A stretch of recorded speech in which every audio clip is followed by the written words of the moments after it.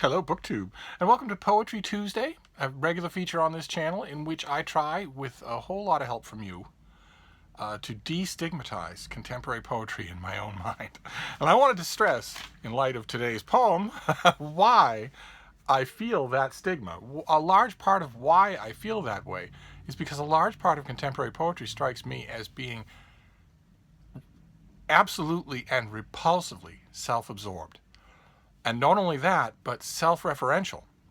So that a black-clad poet at a reading at the Cam Tab Lounge will monotone her way through a couple of lines of her poem, stop because she gets a call on her cell phone, take the call, making a paying audience wait, and the knowing members of her coterie in the front row are elbowing each other and smiling. Yeah, that's what she's like. She keeps it real. And her contempt for her audience is part of her authenticity. And then when she's good and done with the call, even saying out loud to the person on the phone, I got to get back to these a-holes. And not meaning it for laughs, meaning it totally intentionally. I hate you. You are my readers, and I hate you. And then resumes her poem, which has been a collection of sentence fragments, ending with apricots, apricots. And the coterie in the front row is really appreciative. They don't applaud, because that would be bourgeois, but they're really appreciative. And if you get invited to the author's vape session in private in the back room of the Cantab later on, if you're one of the lucky ones to get invited, and if you have bad taste enough to say, I don't know the word apricot, I don't know what that means, and you repeated it twice in your poem, and if you can stand the withering disdain from her coterie of close friends, and if the poet deigns to answer you, she might say, when I was a little kid, I thought apricots was pronounced apricots. Jerk. In other words, the poem completely hinges on something you could not possibly have understood unless you directly asked the poet personally what it meant. There has been an element of the personal in poetry, from the very beginning. It was looked down upon for centuries by real poets, and it always held a kind of parity with craft. Beauty of expression, the polish of the art, that sort of things, the things that you can't do, and the reason you're reading the poet, because they've developed a skill that you don't have. Same thing as anything. Same thing why you watch an Olympic level runner. It's because they can do it much better than you can. You wouldn't watch someone run the way you run. But in the middle of the 20th century, especially the ascendancy of the beat poets, that parity disappeared from, as far as I could tell, almost all contemporary poetry, especially the stuff, at least, that I was being exposed to. And suddenly, the poems were all just necrotically concentrated on the whims and thoughts and momentary feelings of the specific poet, with no attempt made to make those things understandable to an audience that didn't already know their inwards and key references, but also no attempt to make even the inward look polished. At least Walt Whitman did that. At least he did that. He epitomized, for a lot of contemporary critics in Boston at the time, the rot of this kind of thinking that I'm talking about by calling something a song of myself. But at least he crafted his relentless inward looking so that it would be edifying for a reader, so that a reader would find a lot in it. It seemed to me that in the middle of the 20th century, that just stopped. Mostly just stopped. Most of my favorite poets of the 20th century don't do anything like that. And never really did. And when they did, it marks a decided dip in the quality of their work. As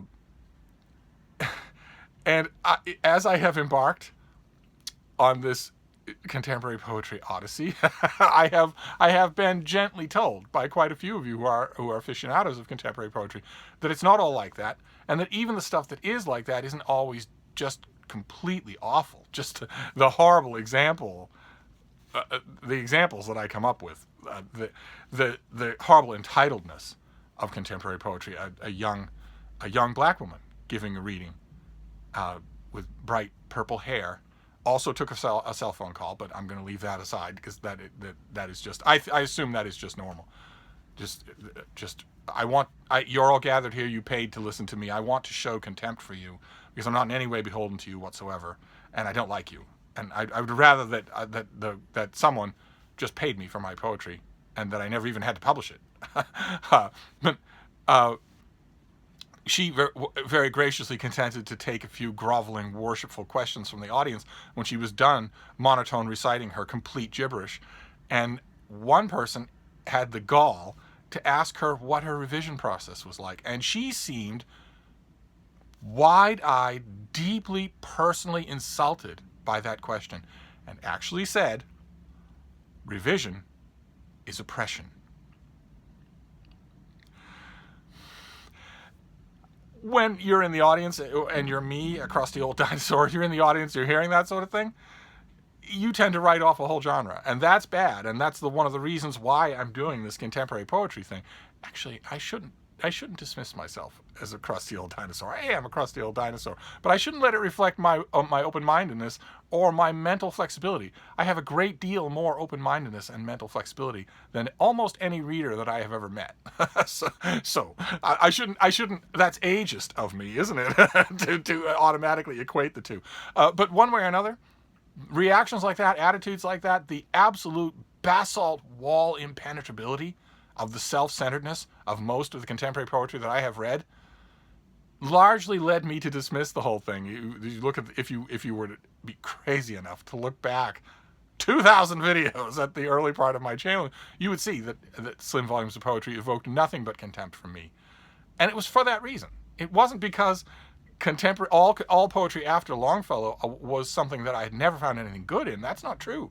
That's not true at all. I have praised 20th century poets on this channel, and believe it. I believe it very much. That praise is sincere.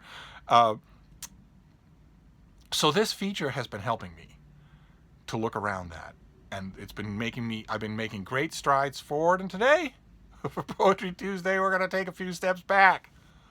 I'm going to need your help more than ever, because I think the poem that we are going to read today is a pure example of one of those kinds. Remember, I'm talking about two different kinds of ironclad, self-absorbed contemporary poetry.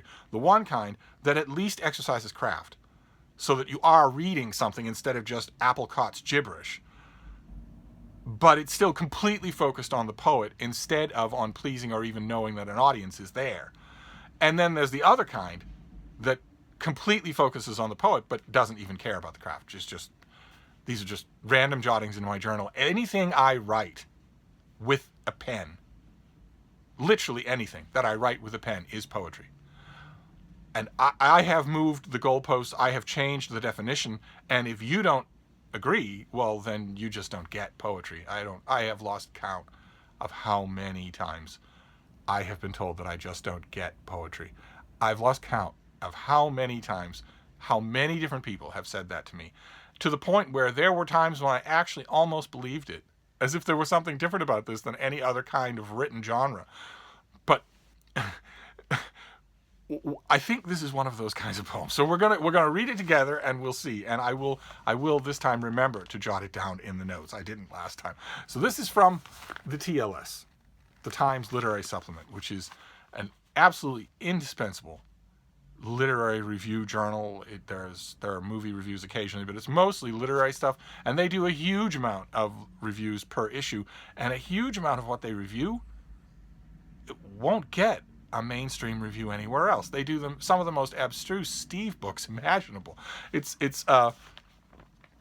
for my profession, it's absolutely indispensable. One might almost call it uncancelable. And they run poems in the TLS from recognized poets. And this one is a poet whose name that I know, Hugo Williams. And I want to read you this poem. This is called Teatime, 1945. The sugar sandwich went out of focus on its way to my mouth when my soldier father walked through the door in 1945.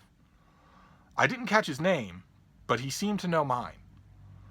His smile filled the room with an ominous cheerfulness. He threw back his head as if he owned the place. What was he laughing about? I couldn't understand his mustache. His officer's uniform and hair outranked my pale blue siren suit and matinee jacket. His parting stood like a feather in his cap as he advanced on my domain. By the time we had finished tea, he had won the war. All that remained was the transfer of my things from my mother's bedroom into the night nursery so I could wet the bed.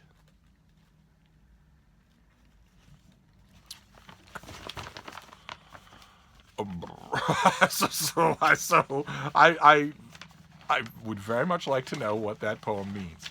It's here in the TLS. The TLS has many issues devoted to the analysis of poetry. I would very much like to know what that poem means. I'd like to know what you think it means. How do you read that poem? I see it full of cliches. Lazy writing. There were whole, I didn't catch his name, for instance. Like he owned the place, for instance. Feather in his cap, for instance. I'm assuming, I always like to assume, that the one thing we can all agree on about poetry, although I've never seen it, I've seen very few examples of it in contemporary poetry, especially poets publishing today. One of the things I'd like to think about poetry is that it's the least lazy of the genres. You have maybe 30 words. They all have to count. Poetry is an extreme act of whittling and fine-tuning, of clarifying, almost to a superhuman point. We see that. You see in older poetry that you love, like, for instance, anything by John Donne, you see that it's been refined almost to a supernatural transparency. And you do that by caring very much about every word. So you wouldn't think that a poem would be good if it had lazy cliches in it. So is this good? and what is going on at tea time? He's like, I'd very much like to know. So that is going to be our Poetry Tuesday for today. I admit, a baffler for me. So I'll be leaning on you all more than usual this time around. But we'll be back. We have plenty of other things to talk about. I just want to get Poetry Tuesday up and ready. So I will do that, and then I will be back. Thank you, BookTube.